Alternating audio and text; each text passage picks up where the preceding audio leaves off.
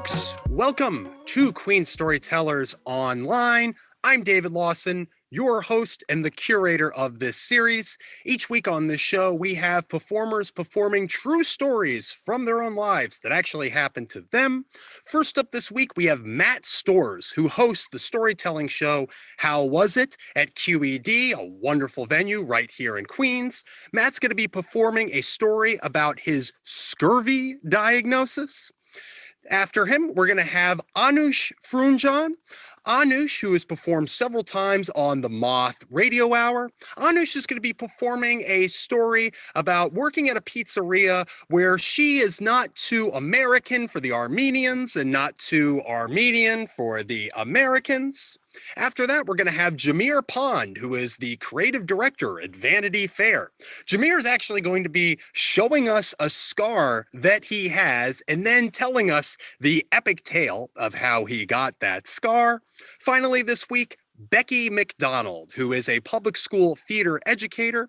Becky's going to be performing a story about a particular student that she taught while teaching puppetry to middle schoolers. Again, folks, I'm David Lawson, your host and the curator of this series. This is Queen Storytellers Online. Enjoy the show, folks.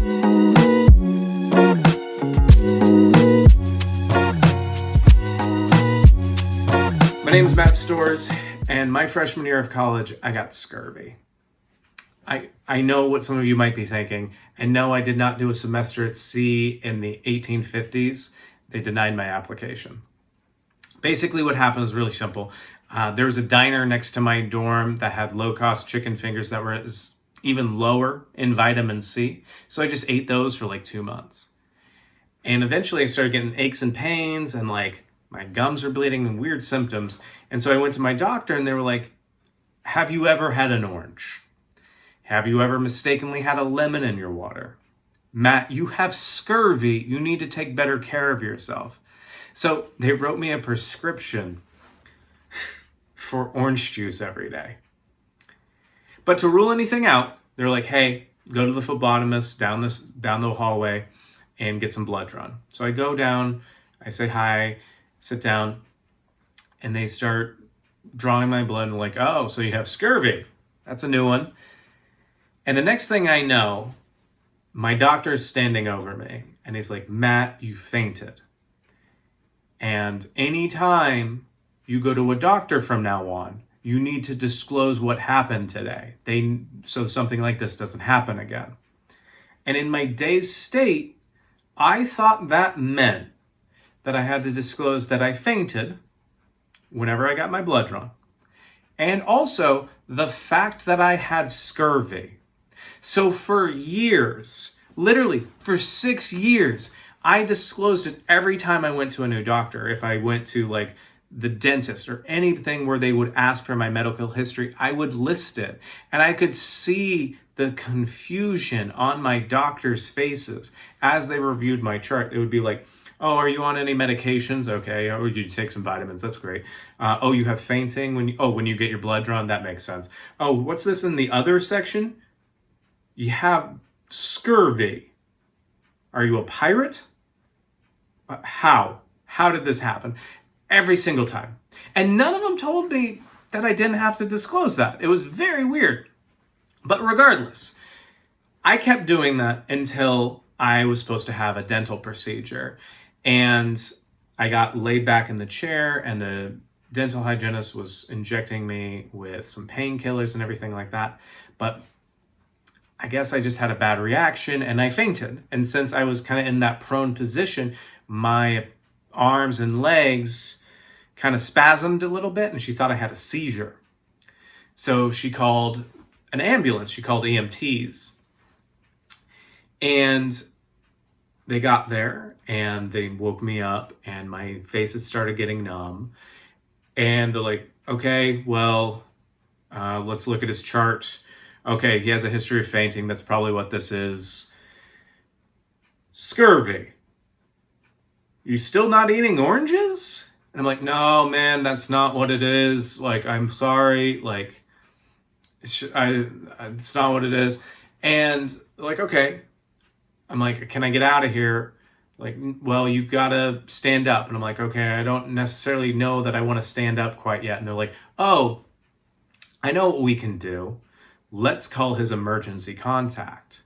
And at the time, I had just gotten out of a relationship. And so I was like, oh no, you can't call my ex. Like, literally, this would have been the conversation. It would have been, yes, ma'am, Matt has had a bad reaction. He may have had a seizure. I'm not really sure. Also, he has scurvy. Like, what's going on? I'm not really sure. Just the anxiety of that dental system, it just fell for her. And my ex on the other end was like, of course, Matt wouldn't have taken me off as emergency contact. Just another thing he didn't do. Why is everybody laughing? Eventually, I do feel comfortable enough to stand up and I leave, but to get clearance to get the dental procedure, I have to go to my doctor to get basically a doctor's note saying that I can have the procedure. And as I'm walking in, I pass by a car that looks suspiciously like my ex's car. An important piece of information. We had a family doctor. We were building a life together and we decided to have the same doctor. But I looked at the car and I'm like, this can't be her car. It doesn't have the Reading Rainbow sticker on the bumper. She might not like me, but she's not going to take a Reading Rainbow sticker off the bumper. So I go in, talk to my doctor, and he's like, yeah, you get a vasovagal response. Not a big deal. Just get laid back further and you'll be fine. But still got to do blood work to make sure everything's good. And he's like, yeah, just go ahead. He hesitated for a second. So I go and I walk down the hallway and I pass by my ex and I go to the phlebotomist's office and I sit down, and I don't know if it was the anxiety of seeing my ex, the fact that I had been made fun of for disclosing scurvy for so long, or just the general sense of how frustrating it had become at that point. But I fainted again, despite being laid back completely flat. And when my doctor came in and stood over me, he's like, hey, Matt, I think that you should probably get another doctor. But overall, you're fine. You don't have anything to worry about. And so now I've learned that I don't need to disclose that I have scurvy to my new doctor. And also, just in case, I take a multivitamin.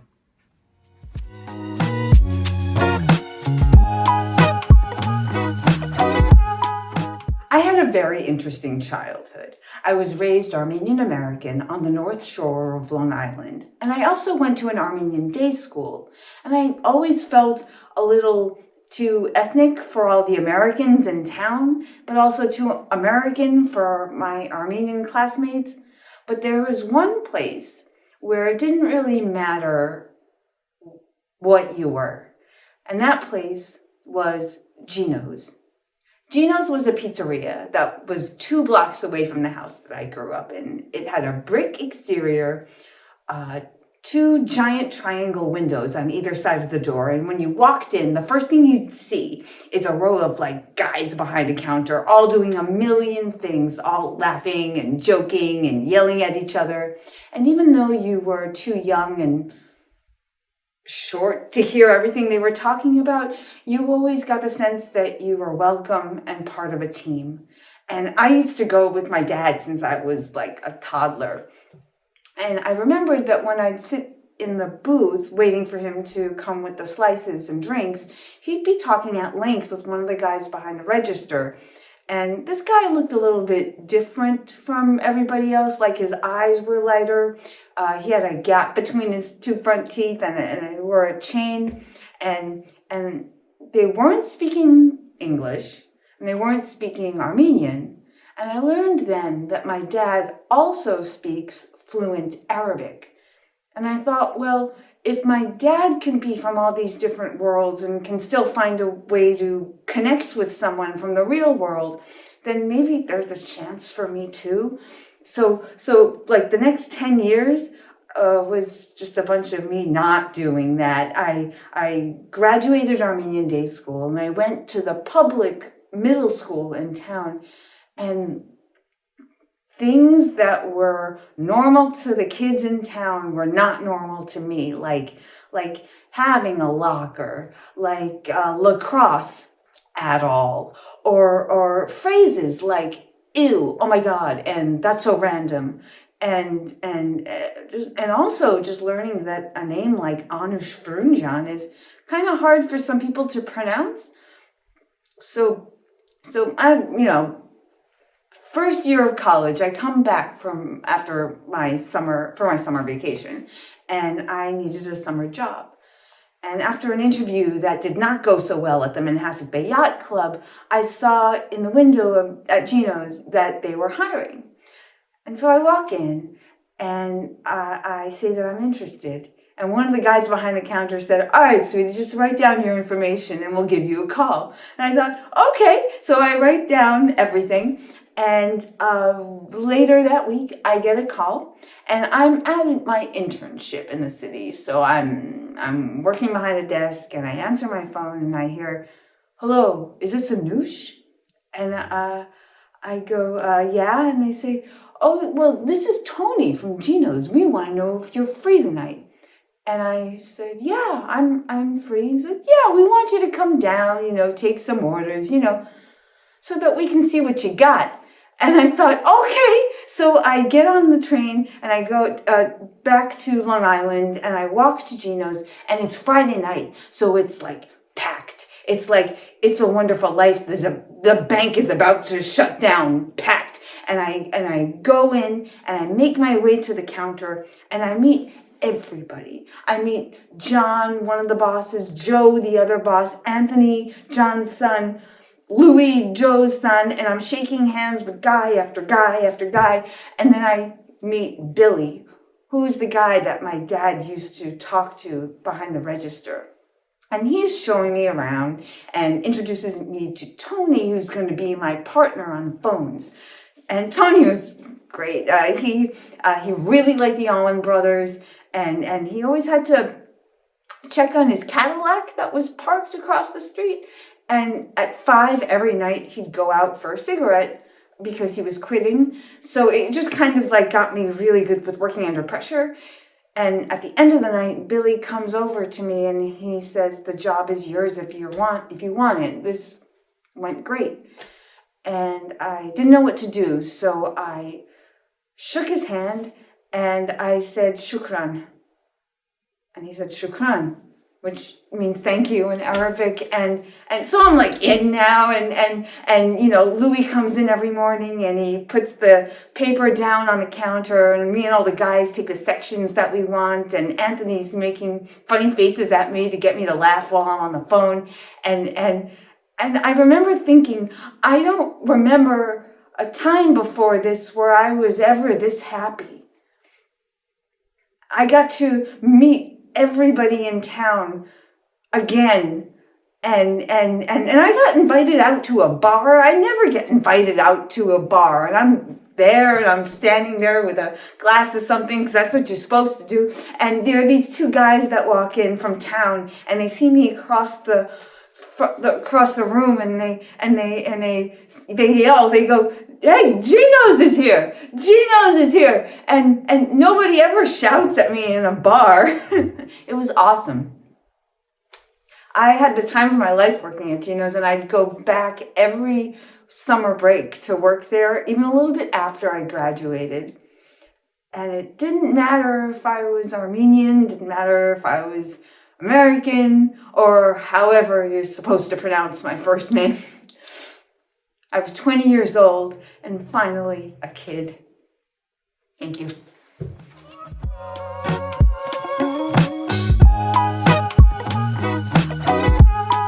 All right, my name is Jameer Pond, and I want to tell you a little something about this scar right here. If you see it, do you see it a little bit?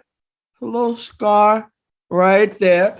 That scar came from not knowing the difference between friends and acquaintances. And it's a lesson I had to learn the hard way. So this starts out the summer of 2009. I was home from college, just hanging out, wanting to go party, doing my thing, my party thing, and having a party set up to go to from the beginning of the week. So I was really anticipating the weekend. I was working, really anticipating the weekend, let my hair down and going to this party. I was scheduled to go to this party with my friend Spoons. Shout out to Spoons because of your name. It's Spoons.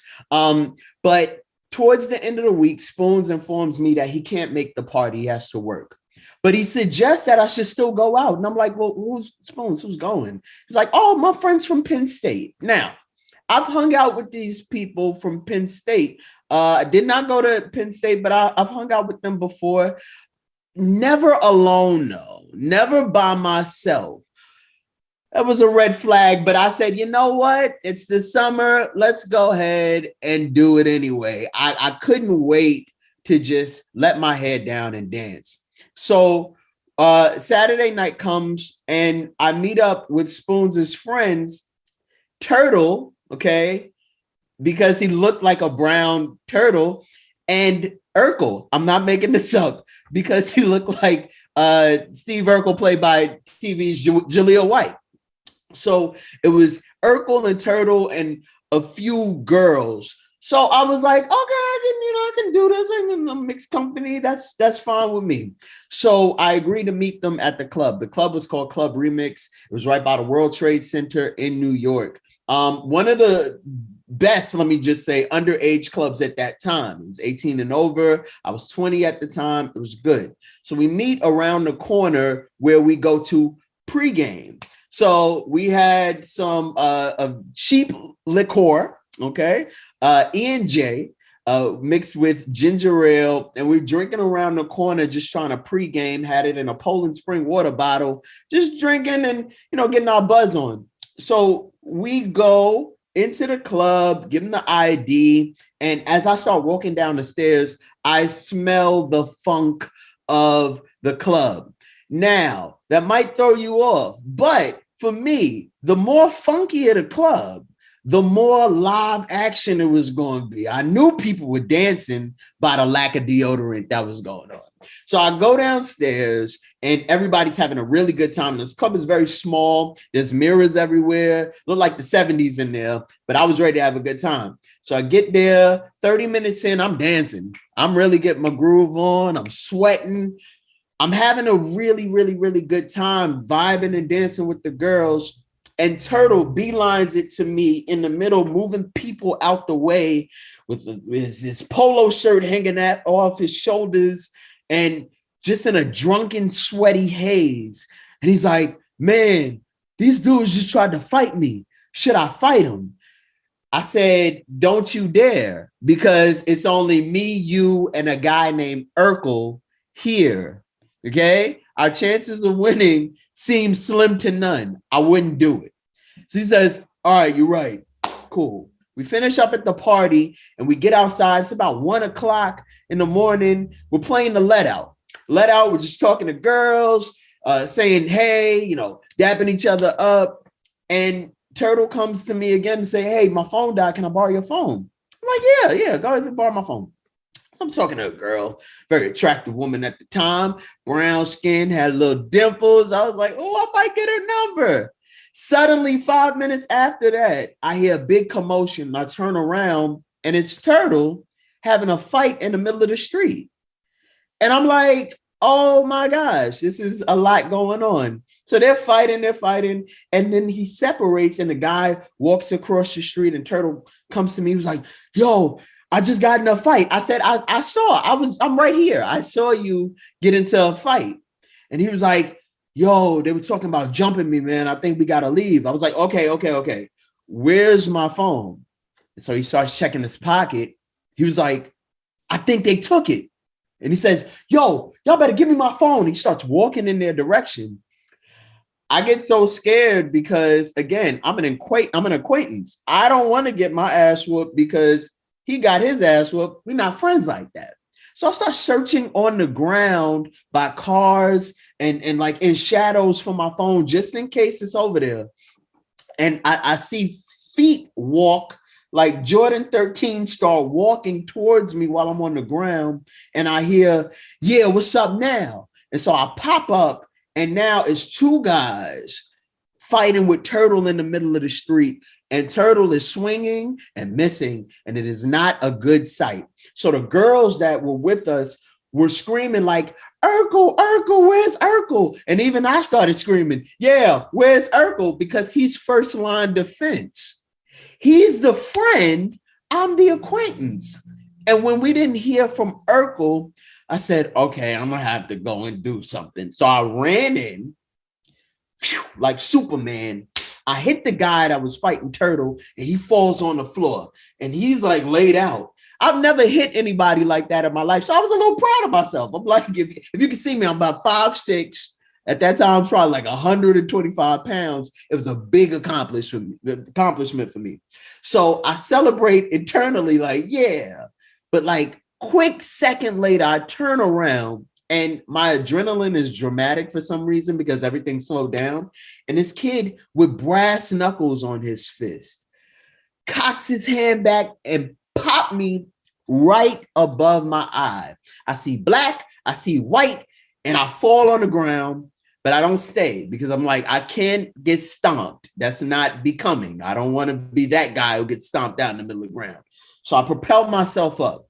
The guy's still like this. I look at Turtle, I look at the guy, and I say, I don't want to fight anymore. Nope, it doesn't make sense for me to fight anymore at this point in time. You're not my friend like that. I appreciate you. I'm going to get the hell out of Dodge. So I don't run because I'm from Brooklyn. I light jogged across the street. Little did I know that the guy's friends, all of them, were across the street. So I get across the street and now I'm being met with punches and I'm just trying to like deflect them. I don't even want to fight at this point. I'm just trying to move fists out the way. I'm going down a line. It's like a line of people trying to punch me. I get hit a couple of times. I'm throwing punches like that and getting out the way. Kid you not, I get to the end of the barrage and there's a kid listening to music, just like not involved at all. And he just hit me in my mouth. And I was very surprised. I didn't fight back. I just questioned, are you in the fight? This is not fight protocol. I know for sure. And he just kept going about his way. Okay. Security comes out. Everybody dispersed. Turtle gets up off the floor. I walk across the street back to our party. And I'm like, yo, that was wild. Like I hit a whole bunch of times. And people are looking at me like I have 3 heads. And I'm like, what's the matter? My eyelid was dangling by my eye because the brass knuckles had cut it open. I looked down at my shirt and it's blood all over my black shirt and yellow design of a happy face. It was just, it looked like a Quentin Tarantino movie for sure. And so I'm bleeding. They're like, Jamil, we got to get you out of here. And so Turtle goes with people who are going back to the Bronx. And I'm going around the corner to try to get a cab with these women. And who do we run into? Urkel is around the corner the whole time. And the women were like, did you not hear us calling? We were saying, Urkel, Urkel. And literally, I kid you not, he says, I didn't know y'all like that. That was for me. I thought people were just calling out. And I said, you thought there was another person here that looked exactly like Jaleel White. You thought that. This bullshit, man. Luckily, he got us a cab. And I said, I don't have to put hands on you. Plus, I'm losing blood. So I need to get to the hospital. So we go to the hospital. We go to Brooklyn Hospital in Fort Greene. I live in Fort Greene.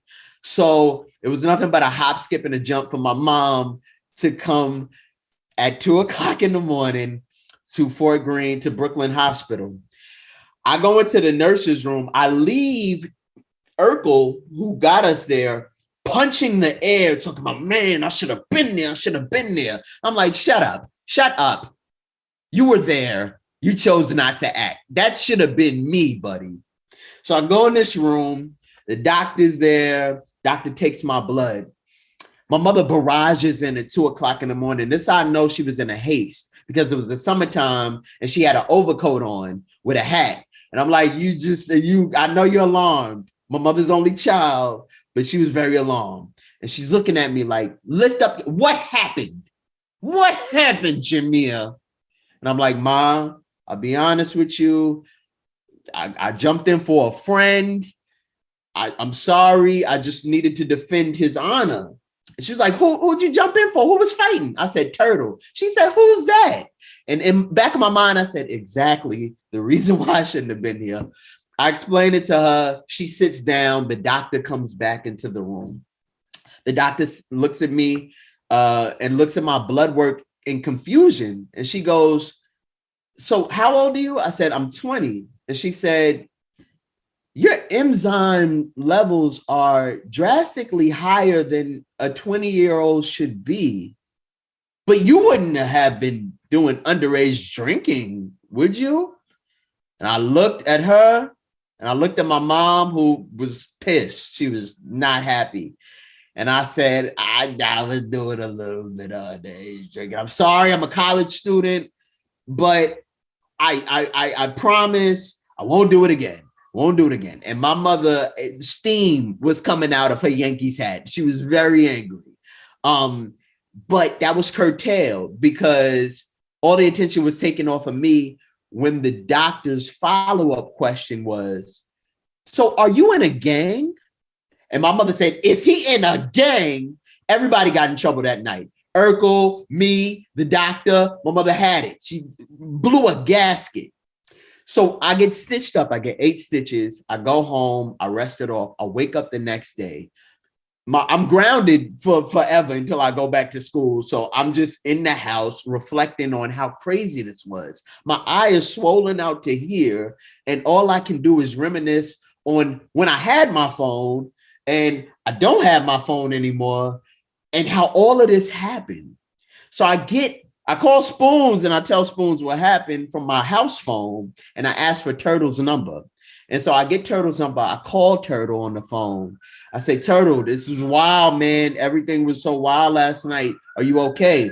He said, I got a concussion. I was like, I had to get stitches. We're reminiscing, laughing. And I'm going, it's so crazy, though. I can't find my phone.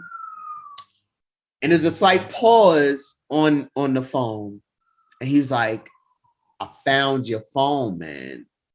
And I'm like, you found my phone? How come you didn't tell me? He was just like, I was a little embarrassed. I said, for what?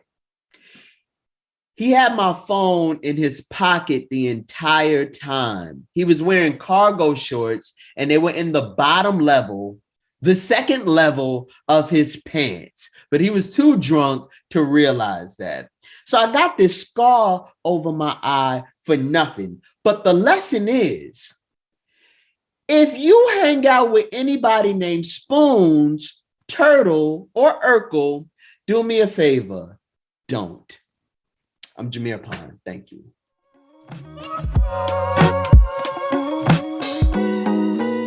Hello, my name is Rebecca McDonald. Let's go by Becky. And I wanted to talk to you today about what it was in my first year of teaching. I've been teaching theater to middle school and high schoolers now for 8 years. The anniversary of my 8 years is this year. So I find it fitting to tell the story that made me decide that maybe I would stay a formal teacher in general, instead of like running away screaming in the dead of night, which a lot of us teachers feel at least once or twice a month, maybe more so during this pandemic. But one of the things I do with most of my classes, most of my Theater 1 classes, I don't try to force them to love acting. Most of them are there just to get the grade and move on. So I don't fuss about it. I don't force you to love theater. If you like it, you like it. And if you don't, at least you'll walk away with a mild appreciation of the work that goes into it. I also realize that not all of my kids are big, loud extroverts. Some of them, still waters run deep, and they are very introspective, but very quiet. And tech might not be there for them. They might have no interest in design or building. They might love acting, but feel like they can't get out of their own shell for that. And do you know what happens when you force things out of their shell? They die. Snails, crabs, humans. So I don't try to force them out of their shell either. But instead, what I do is I offer them options for ways to express themselves, options to say, I can't express myself today. Like, I just can't do it today. And that's fine too. We have to go ahead and open that space for little bodies who will become big bodies with big brains to not have big jerk personalities. So we got to start a little sooner than that. So what I do in one of my theater classes, my theater one specifically, is I go over puppet design, and it's a long unit because there are so many different ways to operate a puppet, so many puppets. And so different things might appeal to different kids. I might have a group of kids who work really well together, and they can start figuring out some of the intricacies with Bunraku puppetry.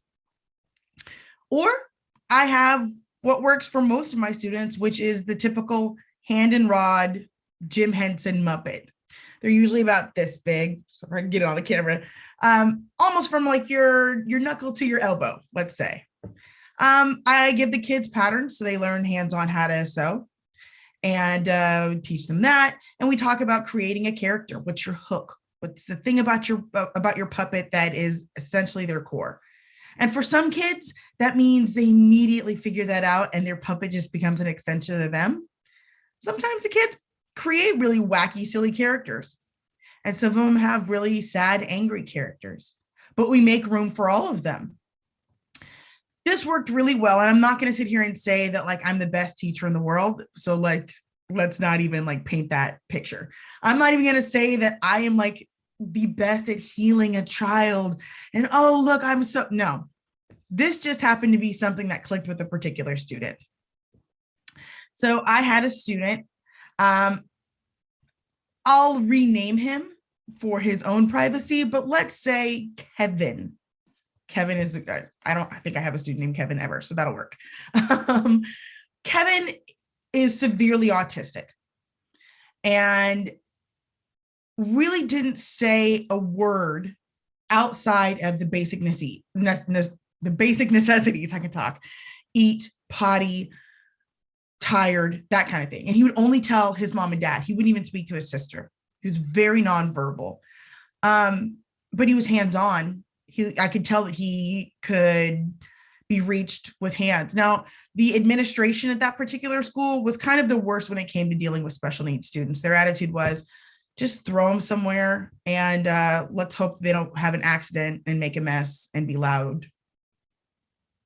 And that's a pretty crap way to deal with any student, but especially one who has differing needs.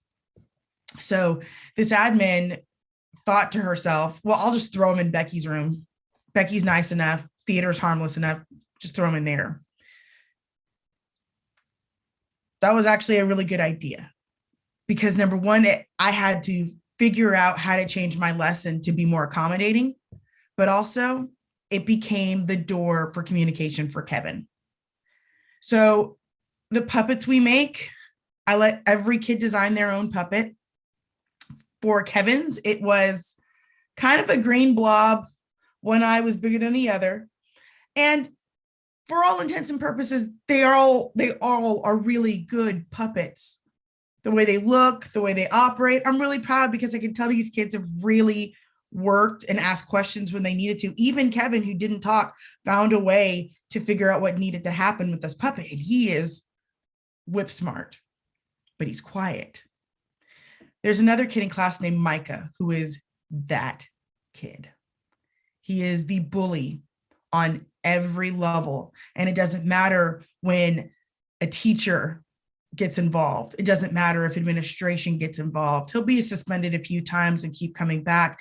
You can contact his parents and nothing is going to happen. So most of that particular class is me standing as a wedge between Kevin and Micah so that Micah doesn't mess with Kevin over and over and over. So we get towards the end of this puppet unit, and the assignment simply is, please hold your puppet up and introduce your puppet to the class. No long scale performance, no write a script on your own. Just simply introduce your puppet. And if your puppet can't talk and doesn't want to talk, they can nod and they can wave. One by one, the kids are getting up, introducing their puppets.